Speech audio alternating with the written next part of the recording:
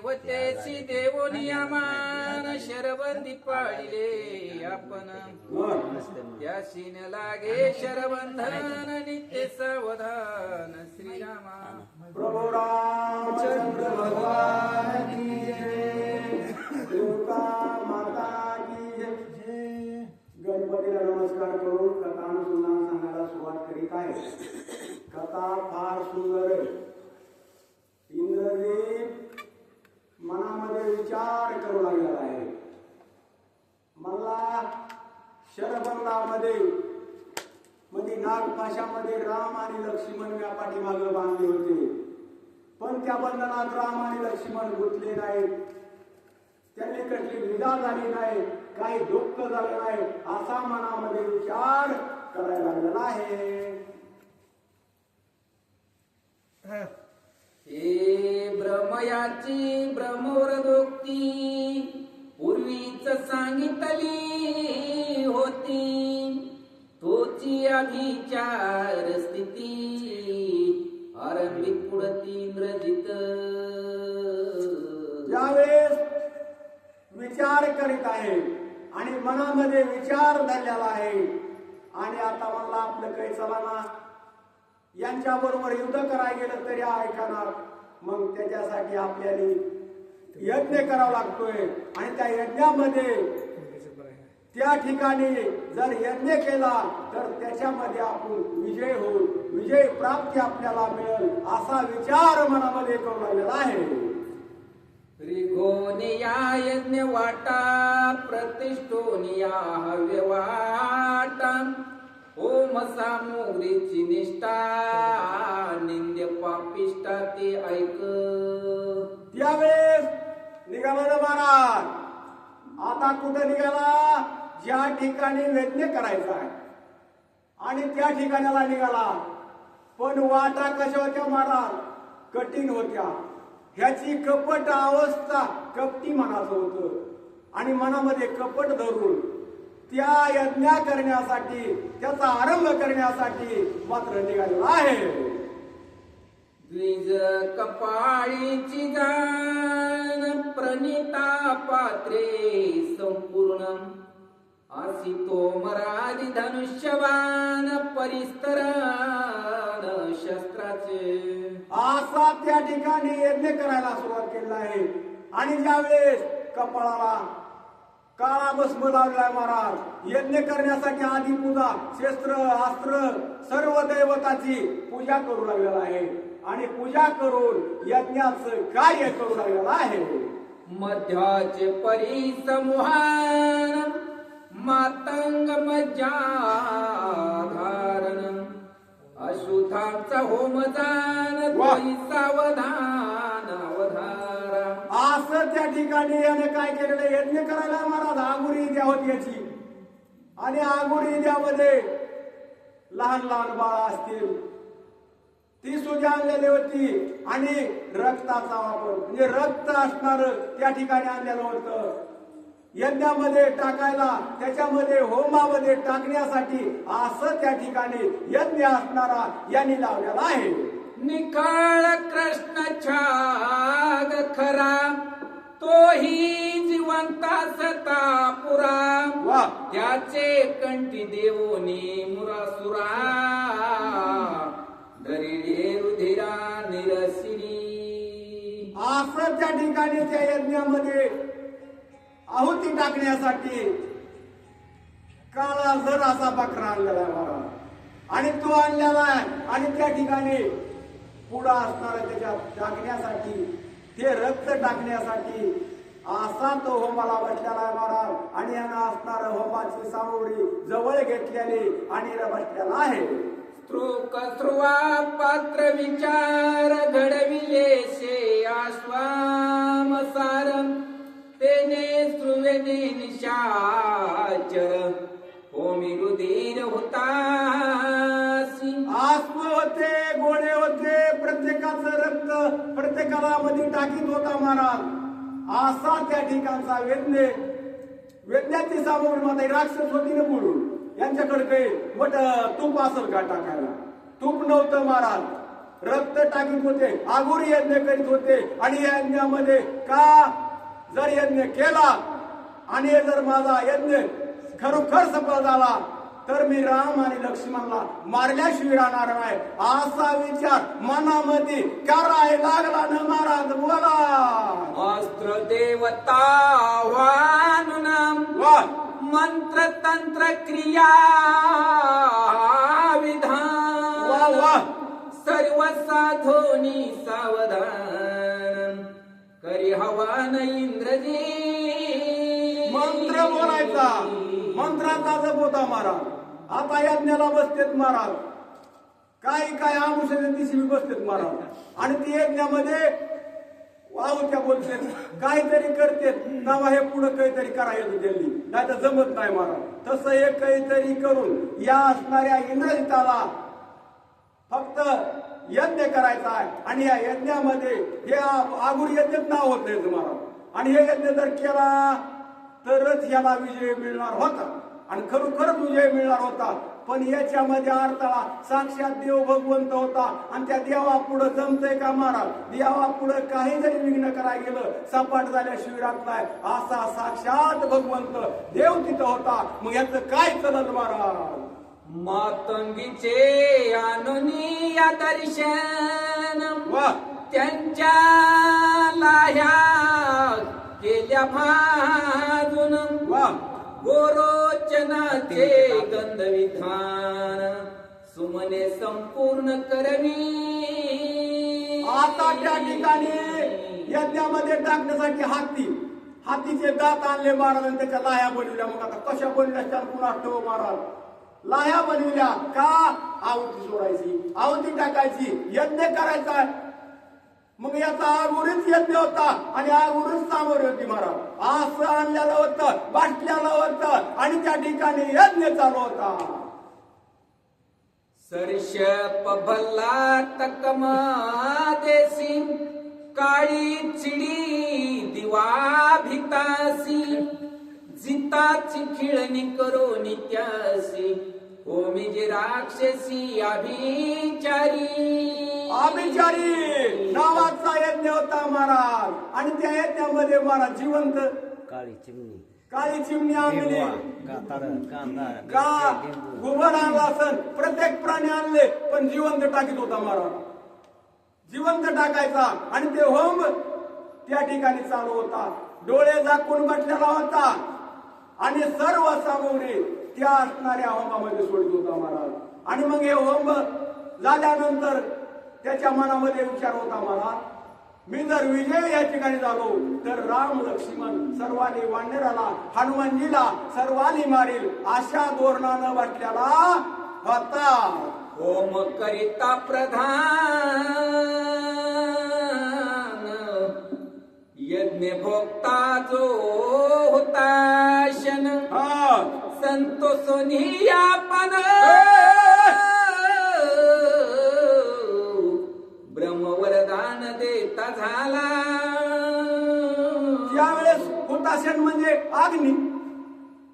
मला काही वाचायत नाही बरं का मला. उगा अंदाजावर सांगायचंय, चुकलं तरी लागले महाराज लगेच मला उठू दे तसं काही नाही. आणि त्यावेळेस त्या ठिकाणी हुताशेष लागला होता, अग्नी निर्माण झाला होता, अग्नी भडकला होता आणि त्याच्यामध्ये या अवघ्या टाकीत होता महाराज. मग जिवंत जीव, आता अग्नीमध्ये जिवंत जीव जर टाकायचे म्हणल्यावर त्या जीवाची अवस्था कशी होत असेल महाराज? अशी अवस्था इतकी तळमळ असणारी घेत होता. असा यज्ञ चालू केला होता. ब्रह्मवरदाचे वरदान करिता ब्रह्मास्त्र आवाहन वा वा स्वयंशस्त्र देवता येऊन सुप्रसन्न होसरली. आता हे ब्रह्मदेवाचं वरदान होतं. ब्रह्मदेवाचा ब्रह्मपास याला वरदान होतं महाराज. आणि त्यावेळेस क्षेत्रदैवताची पूजा करू लागला. त्यावेळेस तेच क्षेत्रदैवत असणारा इंद्र त्याकडे आलं आणि ते शरण व्हायला लागलं ना. आता ह्यानं पूजा केली त्यानं असणार आहुती जे पाहिजे ते टाकायला सुरुवात केलं. पुन्हा त्या असणाऱ्या देवताला शरण झाला. त्यावेळेस त्या सुद्धा त्याला शरण आल्या. त्याचे निमंत्र उदके जाण स्व खड्गादी धनुषे बाण अवघी अभिमंत्री आपण इंद्रजित जाण मंत्रोक्त. त्यावेळेस आता या बसल्याला आहे महाराज आणि बसल्या मंत्र त्याच्यावर मंत्र जपायचे, मंत्र टाकायचे. मग खड्ग असल, शस्त्र असल, प्रत्येक असणारं जे शस्त्र आहे ते त्याला असणारं शरण येऊ लागलं, त्याला असणारं सहाय्य होऊ लागलं. एवढा कठोर अवस्थेमध्ये बसल्याला आहे महाराज आणि बसल्या यज्ञ असणारा चालू आहे. होम करीता प्रधान मंत्र उदके अभिषिंचन रथा स्वसारथीचा पवन अंतर्धान पावली. यावेळेस असा यज्ञ आणि ज्यावेळेस यज्ञ करायला महाराज पण त्या यज्ञामध्ये काय झालं, मधून एक रथ निघाला महाराज. त्याला असणारे वारू म्हणजे घोडे होते आणि ते घोडे असणारे त्या रथातून बाहेर निघू लागले आणि अशी यज्ञाची अवस्था आहे. आणि मग तवर रामाचं सैन्य महाराज झोपी गेलं होतं का, तिथंच होतं, खोटं होता ओमकारी ता प्रधान वा मंत्र उदके अभिषिंचन रथा स्वसारथीचा पवन अरे वा अंतर्धान इंद्रजित म्हटलेला होता, त्याचा प्रधान होता महाराज आणि होम चालू होता. आणि त्या होमामध्ये मग आता यांच्या चालू असताना त्याच्यामधून काय निघलं महाराज, रथ. आणि रथाला घोडे होते आणि ते घोडे असणारे वरी थोडे त्या अग्नीतून बाहेर निघायला लागले. आणि मग अग्नीतून ज्यावेळेस बाहेर निघायला लागले काय झालं महाराज बोला. देवता अंतर्धान गती इंद्रजित हरिकला चित्ती सांडोनी सैन्य संभार संपत्ती बैसला रथी साठोते. म्हणी नाही भाव आणि म्हणे देव आम्हाला वाव. अरे देव कशानं, आशानं देव पावणार आहे का. मग असणारा ह्याच्यातून रथ निघला महाराज आणि रथ निघल्यानंतर रथावर जाऊन बसलं ना. कोण बसला, इंद्रजित बसलेला आहे, शस्त्रास्त्र घेतले, रथावर बसलाय. कसा बसलाय महाराज वाचा. अंतर्धानाचे लक्षण रथा स्वसारथीचा पवन स्वयं इंद्रजितापन कोणाशी जाणन दिसती.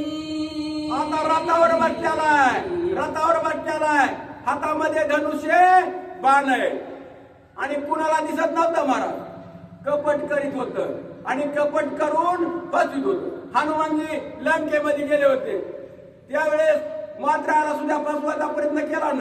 ढगाआड गेला, ढगामधून बाण टाकायला लागला पण हनुमान जमत होतं का महाराज, जमणार नव्हतं. मात्राला लगेच त्याच्यावरी जाऊन त्याच्याबरोबर युद्ध केलं, खाली प्रतवला. असं हनुमानजी राम भक्त होते, रामाचे भक्त होते. जे ते राम भक्त असतील ना महाराज कसलंच विघ्न येत नाही. राम भक्ताला विघ्न जर आलं तर देव साक्षात भगवंत त्यांच्या पाठीशी उभा राहतो. असा भगवंत कार्य करतो. ऐशी अदृश्य गती देखो इंद्रचंद्र बृहस्पती सूर्यवरून ग्रहपंक्ती धरा कापती सपर्वत. आता याची गती बघितली महाराज. रथावर बसलेला आहे, रथ दिसत नाही. सूर्यानं बघितलं, सर्व असणाऱ्या देवाने बघितलं. देव आश्चर्य करू लागले. म्हणले हे आता जर विघ्न करील म्हणले आणि विघ्न करून रामाला आता मारण्याचा प्रयत्न करील. देवाली चिंता वाटायला लागली, देव तरतरा कापायला लागले, लटा कापायला लागले. महाराज इंद्रजिताची आदृश्य गती वा. वैश्यनी वाचेल रघुपती स्वर्गी सूरवार गज बजती वारे वा. ऋषी धाकती सुरसी आदर्श गती म्हणजे आपल्या डोळ्याला न दिसणारी गती. कुणाची होती? इंद्रजिताची होती. आणि ही गती म्हणले देवाने बघितलं महाराज वरून आणि म्हणले मग आता कसा प्रभू रामचंद्र वाचतेन, लक्ष्मण कसा वाचन, वानराची अवस्था काय होईल. देवाच्या डोळ्यातून खळखळ खळखळ पाणी वाहू लागलं, दुःख होऊ लागलं, दुःखाची अवस्था सुरू झाली. बघा ऐसी अद्रशे गती इंद्रजित पैसा निरारथी धनुष्ये वाहुनिया हाती वानरा प्रतिशर वर्षे याना असणारा बसलेला महाराज रथावर आणि कुणाला दिसत नाही. गुप्त वानरापाशी गेला ना महाराज आणि ज्यावेळेस वानराजवळ गेला त्यावेळेस वानरावर बाण टाकायला सुरुवात केली. पण वानराला याचे बाण दिसत नाहीत ना महाराज. कुण येते, कसे येते हे वानराला दिसाना. अशी अवस्था रामाच्या सैन्यामध्ये वानराची झालेली आहे. अदृश्य गती निशाचरा बाण वर्षे शरधारम वा. ध्वनी रविचंद्र वा, वा. दिशा समग्र बाण कुळिते वा, वा. त्यावेळेस आदर्श म्हणजे असणारा न दिसताना त्यांना असणारे बाण सोडले महाराज. काही कमी बाण टाकले काय ना. सुर्वे चंद्र जिकडं तिकडं असणारे बाणानं आपण गेले. अंधार पडला अंधार. एवढे बाण असणारे वानरावर सोडले महाराज. आणि हे वानराने ज्यावेळेस बाण येऊन लागू लागले त्यावेळेस कुणाला दिसणार महाराज. आता तिथं बघण्यासाठी 3 व्यक्ती होत्या महाराज. प्रभू रामचंद्राला दिसत होतं, लक्ष्मणाला दिसत होतं आणि हनुमानजीला दिसत होतं. बाकीच्यानी काय दिसत नव्हतं. येतील ती बाण लागत होते. वानर रणामध्ये पडू लागली महाराज. अशी अवस्था झाली. कशी झाली? वाता बाण येता न दिसती आवचित्ते अंगी आदळती तेने वानरा खळतरती अरे वा. रणी पडती आक्रंदे बाण येणारे दिसतच नव्हते. सन सन सन बाण येऊ लागले.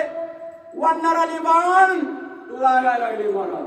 आता वानराली ज्यावेळेस बाण लागले ना अंगाला खरखरायला लागले आणि मग त्याच्या मूर्छेवर वानर पडायला लागले. काही मूर्छेवर पडू लागले, काहींच्या हृदयाला बाण लागू लागले. अशी अवस्था वानर सैन्यामध्ये झाली. चला वानरांची जाती व्यक्ती रणी खिळले शरद संपाती वा. अद्राक्ष गतीची वित्पत्ती वानरा ख्याती लाविली ये म सांगे धुता जेथे चाले हरिकथा. जिथं ज्या हरिकथा चलती ना महाराज तिथं विघ्न आलं तरी काही करीत नाही. यमाची ताकद नाही महाराज. तिथं रामायण चालतं यायला यम येत नाही. मग आता या राक्षसाचे बाण येत होते मुकाट्या. पण हे वानराली लागत होते आणि ज्यावेळेस वानराली करतात होते लागत होते. आता हे मुकाट्या बाण न दिसता येत होते. आता या रोडवर एखादं क्षेत्र सुटलं आपल्याकडे आलं नाही दिसल्यावर आपण तरी काय करणार आहे. अशी अवस्था वानराची झाली महाराज. सम्मुख येतान दिसे जान कोणासी हानो द्रुम पाशान कोणासी करू अंगवन मनताची बाण खडतरती. आता वानरामध्ये विचार चालला ना.